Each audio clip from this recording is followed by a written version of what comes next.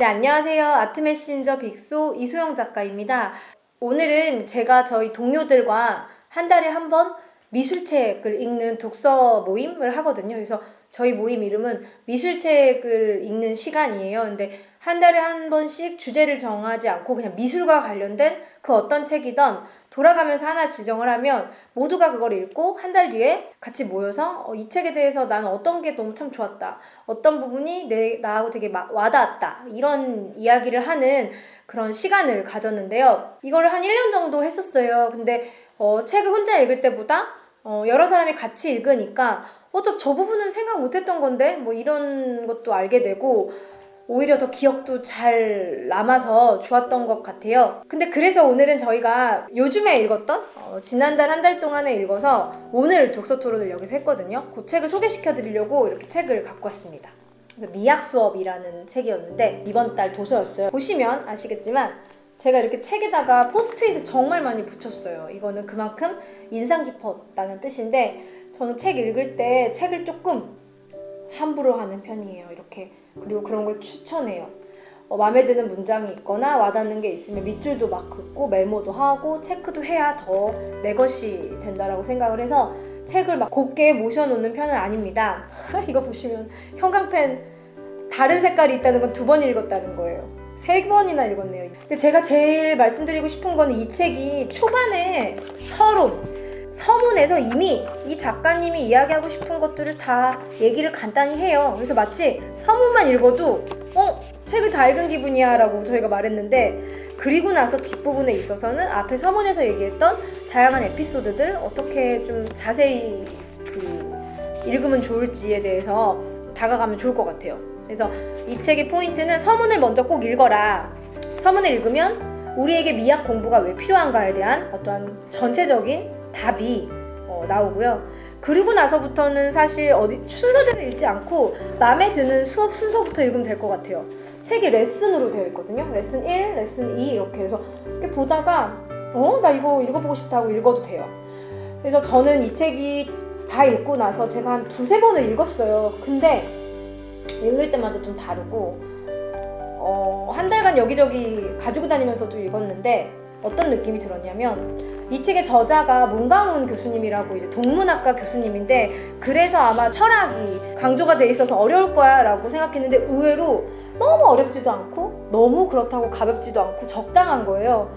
적당한데 결국엔 책의 챕터가 삶을 대하는 방식에 대해서 알려줘요. 인생을 먼저 산 선배님이 얘기해주는 것 같기도 했었고, 또 아빠가 얘기해주는 것 같은 느낌도 들었고, 교수님을 아빠라고 해서 좀 그렇지만 어쨌든, 그리고 이제 어떤 부분에서는 미학자가 얘기해주는 기분이 들었고, 또 어떤 데서는 그냥 동네 옆집 아저씨가 야 이렇게 사는 거야 인생은, 이렇게 얘기해주는 기분이 들어서 생각보다 되게 자연스럽게 책에 있는 내용들을 받아들였어요. 그래서 적당한 무게감을 가졌지만 그렇다고 해서 너무 무겁지도 가볍지도 않은 그런 중용의 책이구나. 중간중간에 이제 그 미술 작품과 관련된 이야기를 해요. 근데 미술 작품의 대시대를 얘기하고 이건 누가 그렸고 그런 게 아니라 이 작품이 작가님에게 주는 어떠한 단편적인 이야기부터 깊은 이야기까지. 저도 이제 미술 에세이를 많이 썼었는데 사실은 미술 작품은 해석하는데 답이 없거든요. 자기가 보는 대로 느끼고 가져가는 거예요, 이 느낌을. 근데 그런 의미에서도 이 책은 이 작품이 중요해, 이 작품 너무 유명해, 이런 말은 하나도 없어요. 이걸 보면 난 어떤 생각이 들고, 근데 그 생각이 사실 어떠한 철학가도 얘기를 했었네. 그래서 좀 되게 자연스럽게 삶의 진리 같은 것들을 그림을 통해 이야기를 해주는 책이에요. 제가 제일 많이 읽었던 거가 레슨 17에 저는 다매체 시대의 교육이 재밌었어요. 저도 미술 교육을 하는 교육인이기도 하니까. 근데 여기서 보면 찔리는 게 있었어요. 총체적 정보는 총체적 백치화를 뜻한대요. 이 말은 하루 종일 정보만 쫓아다니다 보면 바보가 될 수밖에 없대요. 따라서 무엇이 좋고 나쁜지, 옳고 그른지, 또 무엇이 중요한지 이런 것들을 자기가 스스로 알아야 된대요. 그래서 보고 있는 세계가 아무리 다양하고 화려해도 그것은 결국 내가 얼마나 소화하느냐에 달려있다. 세계의 다양성 정도는 나의 지각, 인식, 이해의 수준에 따라 다르게 나타난다. 그래서 이 모든 문제는 한 가지 사실, 매체 능력의 문제로 귀결되지 않나 여겨진다. 이렇게 써 있거든요.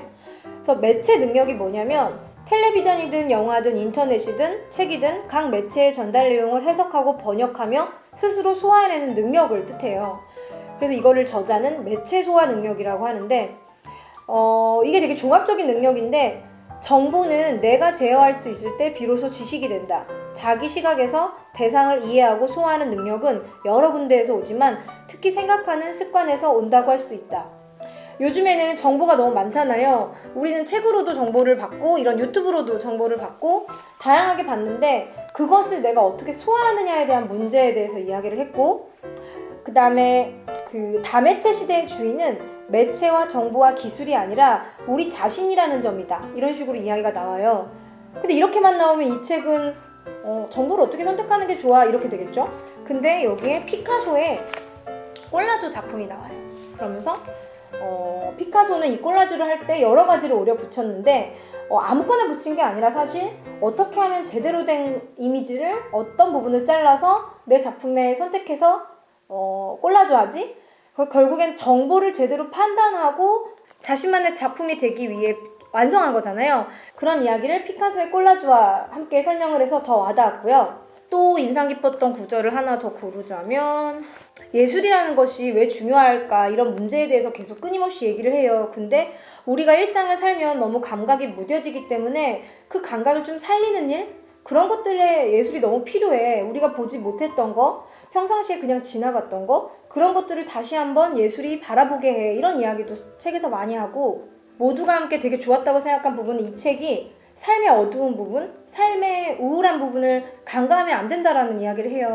106쪽, 레슨 10쪽에 만해의 너무 유명한 폴리 베르제르 술집을 이야기를 하면서 이 작품 영국에 가면 코톨드 갤러리에 있어요. 그래서 저 이거 보러 막 갔었는데 너무 유명한 작품인데 이걸 가지고 어떤 이야기를 하냐면 대중들이 뒤편에 많고 군중들이 되게 도시의 화려한 밤인데 뭐라고 나오냐면 마지막에 술과 밤의 여흥을 즐기기 위해서는 고독의 쓸쓸함과 생활의 고달픔도 감수해야 함을 뜻한다.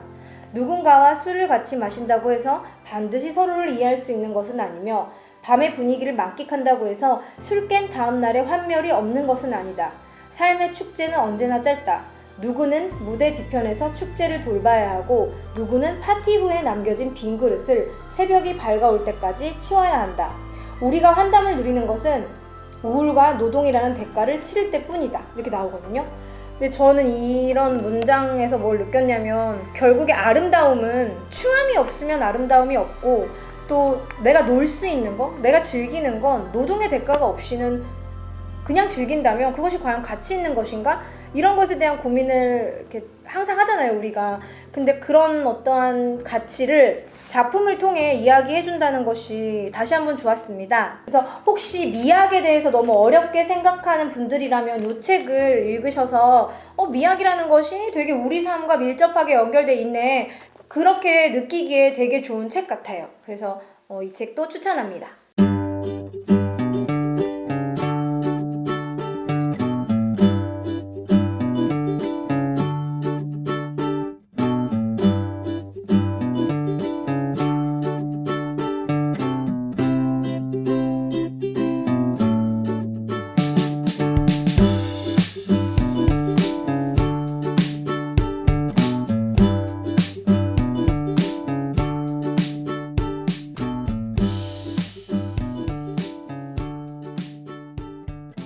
저는 미학 수업 책을 읽으면서 아름다운 삶은 어떻게 살아야 되는지 살아가는 법을 배운 것 같은데 그 아름다움 속에는 그냥 정말 긍정적이거나 아니면은 예쁘거나 이런 거뿐만 아니라 이제 추함이나 아니면은 되게 부정적인 것들도 이제 끌어안을 수 있어야 제대로 살아갈 수 있다 이런 거를 이제 알게 된 것 같습니다.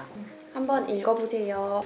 네, 저는 이 미학 수업이라는 책을 읽으면서 가장 감명 깊었던 거는 우선 레슨 8에 보면 슬픔에 대한 이야기들이 좀 나오게 돼요. 근데 거기서 보면 보이는 슬픔과 보이지 않는 슬픔에 대해서 이제 이야기를 나누는데 어떤 문장이 있냐면 제가 좀 보면서 이야기를 하겠습니다.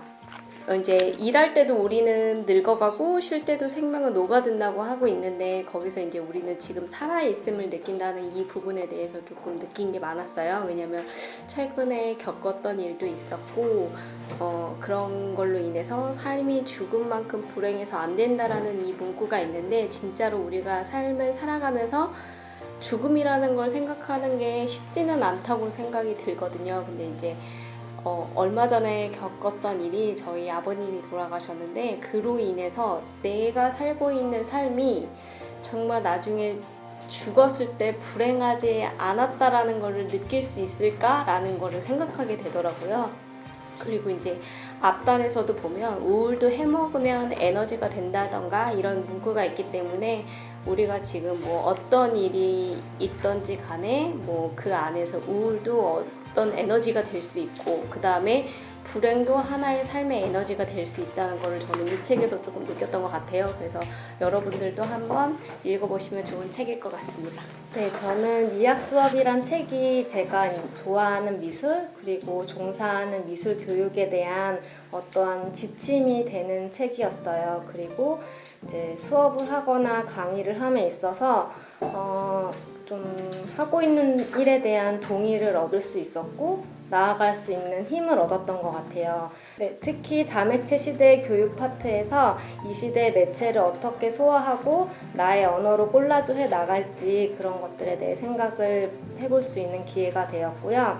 152페이지처럼 집단적 조급성에서 좀 물러나서 169페이지처럼 때론 자신을 잇는 명랑성을 갖고 32페이지처럼 예술에 기대어 자신을 돌보고 싶은 책이었습니다. 그래서 미학 수업이 어려운 것이 아니라 예술로 하여금 내 삶과 내 주변을 관찰해보는 일이라고 생각이 들었어요. 네. 미학 수업 강추합니다. 먼저 이 책의 제목이 미학 수업이라는 제목인데 처음에 이 제목을 보고 너무 걱정이 들더라고요. 미학 수업을 도대체 어떤 심오한 이야기들이 담겨 있을까?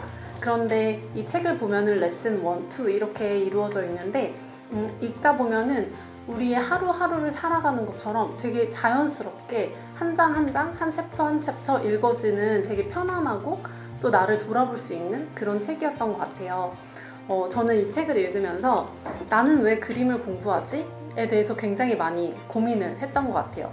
그리고 아무래도 미술 전공자다 보니 아이들을 가르칠 때나 혹은 강의를 할 때 미술 사적인 요소들 그리고 또 이 그림 주변에 있는 이야기들 혹은 작가에 대한 이야기들 이런 역사적 사실들을 굉장히 많이 집중해서 그림을 바라봤었는데 이 책을 보면서 그런 역사를 떠나서 본질적으로 내가 왜 그림을 좋아했지를 다시 생각해 볼 수 있었고 생각해 보다 보니 그림을 통해서 저는 되게 감정적인 해소를 많이 느끼더라고요.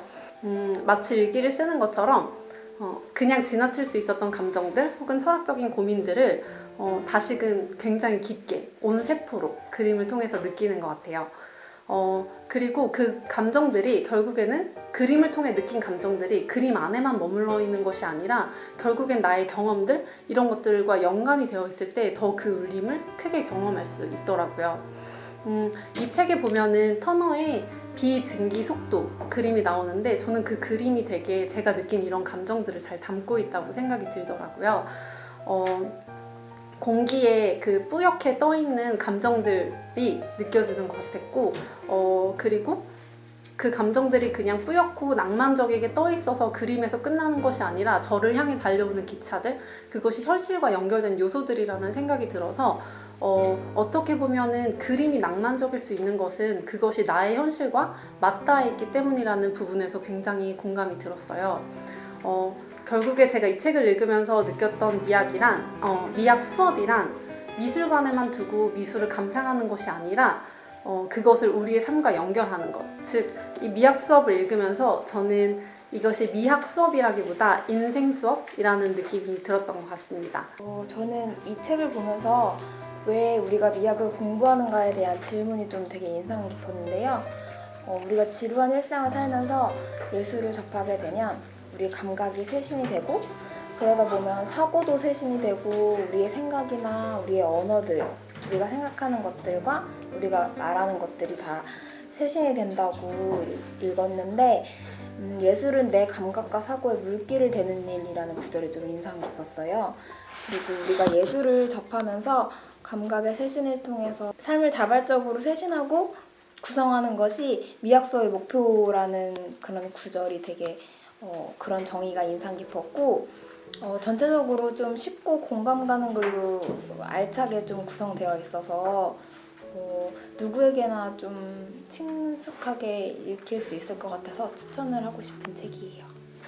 저는 책을 읽으면서 저자가 그 그림 감상을 하면서 반성적 사유를 이렇게 자연스럽게 하는 것을 이제 느낄 수가 있었거든요. 그래서 시인이나 뭐 음악가나 아니면 이제 그림이나 이런 것들을 굉장히 좋아하는 저자를 보면서 저자가 그림을 감상할 때 그 시인의 어떤 예리한 그 시선으로 작품을 감상하고 거기서 또 사유하고 보고 깨닫는 거를 이제 알게 됐습니다. 그래서 저도 작품을 감상할 때 저자처럼 내가 주체가 돼서 작품 안에서 의미 있는 것을 찾아보거나 아니면 의미 있는 것을 읽어내거나 하면서 보면 좋겠다는 생각을 했습니다. 감사합니다. 처음에 이 미학 수업이라는 책을 보고 서문부터 읽기를 시작했어요. 근데 서문을 읽다 보니까 이 미학이라는 말 때문에 뭔가 부담스러웠고 좀 책이 너무 어렵진 않을까, 끝까지 잘 읽을 수 있을까 너무 걱정이 됐는데 책을 쭈루룩 넘기면서 저한테 익숙한 그림부터 시작을 했어요. 그래서 익숙한 그림이 여기 마네의 폴리 베르제라는 이 그림을 보고 너무 반가운 마음에 이 챕터부터 읽기 시작을 했는데 여기 보면 이 책에 대한 배경 지식이나 이 화가가 있었던 시대 이런 부분이 설명이 되면서 저는 원래 이 그림의 대략적인 정보나 배경에 대해서도 알고 있었지만 새롭게 알게 된 부분들이 있었어요. 여기 이렇게 고개사의 발이 등장한다던가 하는 그런 이야기들을 보면서 오히려 이 책이 되게 생각보다 재밌네? 쉽네? 이러면서 익숙한 대상에서부터 조금 반가움을 가지고 책을 끝까지 재밌게 읽을 수 있었던 것 같아요. 그래서 앞서 많은 선생님들이 말씀해 주셨던 것처럼 예술 교육, 미술 교육을 하면서의 우리가 가지어야 할 방향성이나 그런 것들에 대해서도 많은 생각을 해볼 수 있는 것 같아서 저처럼 너무 두려움을 가지지 않고 편하게 읽으시면은 정말 좋을 책일 것 같습니다.